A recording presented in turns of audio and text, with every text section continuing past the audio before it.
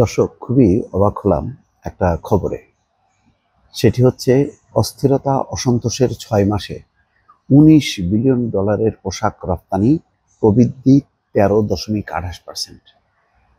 মানে অন্তর্বর্তী সরকার দায়িত্ব নেওয়ার পর তৈরি পোশাক খাতে যে পরিমাণ অসন্তোষ, যে পরিমাণ অবরোধ, যে পরিমাণ কারখানা বন্ধের ঘটনা ঘটেছে, এটা নজিরবিহীন। মনেই করা হচ্ছিল যে বোধহয় তৈরি পোশাক শিল্প আর বাংলাদেশে থাকবে না, সেটি অন্যত্র স্থানান্তর হবে, ভারতে চলে যাবে, ভিয়েতনামে চলে যাবে। এরকম শঙ্কা যখন হচ্ছে, ঠিক 6 মাসের পর যেই হিসাব নিকাশ করা হলো তাতে দেখা যাচ্ছে যে উল্টো প্রবৃদ্ধি হয়েছে। প্রবৃদ্ধির পরিমাণ মানে একেবারে আকাশ ছোঁয়া না, বরং যদি কম হতো প্রবৃদ্ধি, সেটা ছিল বাস্তবসম্মত এবং সবাই মেনে নিত যে না, এটাই হয়তো স্বাভাবিক। কিন্তু এখানে এত সংকটের মধ্যেও প্রবৃদ্ধি হয়েছে। এর দুটি কারণ। একটা কারণ হচ্ছে যে তৈরি পোশাক শিল্পের যারা মানুষ, উদ্যোক্তা, তারা বেপরোয়া হয়েছে, মরিয়া হয়েছে। অন্য আরেকটি বড় ঘটনা ঘটেছে, সেটা হচ্ছে ট্রাম্প ক্ষমতায় আসছে এমন একটি সম্ভাবনায় চীনের সাথে মার্কিন যুক্তরাষ্ট্রের সম্পর্ক কেমন হয়, সেখানে তৈরি পোশাক শিল্পের উপর ট্যাক্স আরোপের মাত্রা কি দাঁড়ায়, এ নিয়ে যারা রপ্তানিকারক, আমদানিকারক, তাদের মধ্যে একটি শঙ্কা তৈরি হয়েছে। সেই কারণে তারা তাদের অর্ডারগুলো, ক্রয় দেশগুলো শিফট করে চীন থেকে বাংলাদেশে এসছে। এটাও একটা বড় একটা কারণ বলে এই রিপোর্টে বলা হচ্ছে। সেখানে বলা হচ্ছে যে জুলাই বৈষম্য বিরোধী আন্দোলন তীব্র হওয়ার সঙ্গে সঙ্গে দেশের শিল্প এলাকাগুলো, পোশাক কারখানায় উৎপাদন ব্যাহত হয়।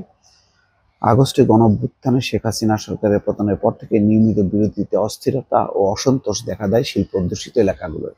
অস্থিরতা অসন্তোষের মধ্যেও রপ্তানিতে প্রবৃদ্ধি ধারা বজায় রেখেছে দেশের তৈরি পোশাক শিল্প খাত।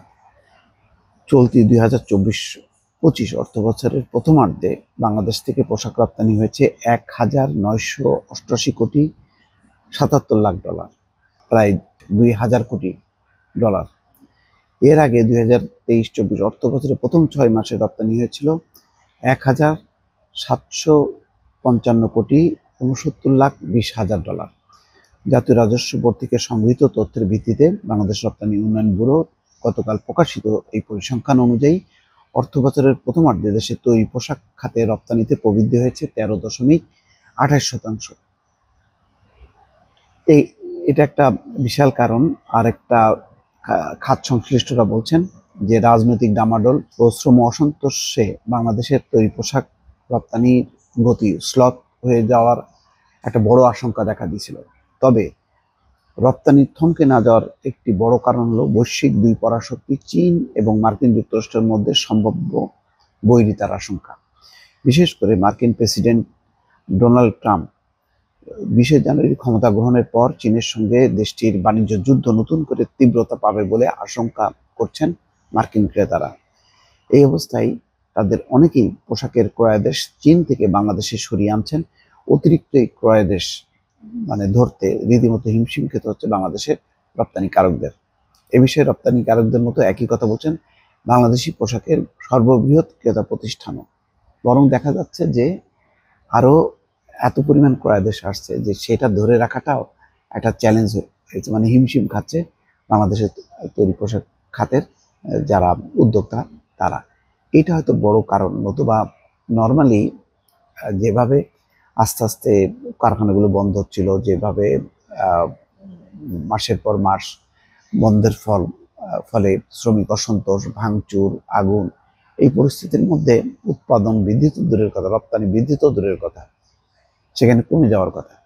এখানে উল্টো একটি কারণ হয়েছে যে বাইরের যেই যারা ক্রয় দেশ দেয় তাদের একটা চাপ, সেই চাপের কারণে বাধ্য হয়ে মালিকরা দিন রাত কারখানা খোলা রেখে বিকল্প উপায়ে তারা রপ্তানির যেই ধারা সেটি ধরে রেখেছে, যার ফলেই হয়তো প্রবৃদ্ধিটা বেড়েছে বেশ পরিমাণ। বলা যায় এই সংকটের মধ্যে যে পরিমাণ বেড়েছে সেটি নিঃসন্দেহে খুশি হওয়ার কথা। যদি শ্রম অসন্তোষ সম্পূর্ণ দূর করা যায় তাহলে এই খাতে যে কি পরিমাণ প্রবৃদ্ধি হবে দর্শক বুঝতেই পারছেন। ভালো থাকবেন। আল্লাহ হাফিজ।